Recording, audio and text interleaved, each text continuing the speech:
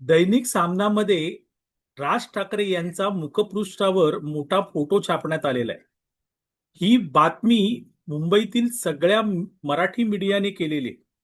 त्या अर्थाने राज ठाकरे हे भाग्यवान समजायला पाहिजे.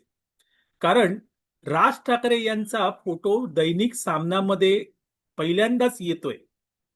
तसं बघायला गेलं ते तर जेव्हा बाळासाहेब ठाकरे यांनी दैनिक सामनाची निर्मिती केली त्या वेळेपासून राज ठाकरे यांचा फोटो दैनिक सामनामध्ये रोज दिसायचा.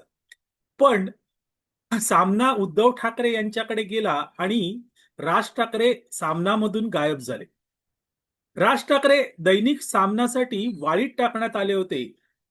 ज्या ठिकाणी कधी शरद पवार, राहुल गांधी, सोनिया गांधी यांचे फोटो येणार नाहीत असं वाटलं होतं, तिथे श- ते फोटो आले, मुखपृष्ठावर आले. आणि आज राज ठाकरे यांचाही फोटो आलेला आहे.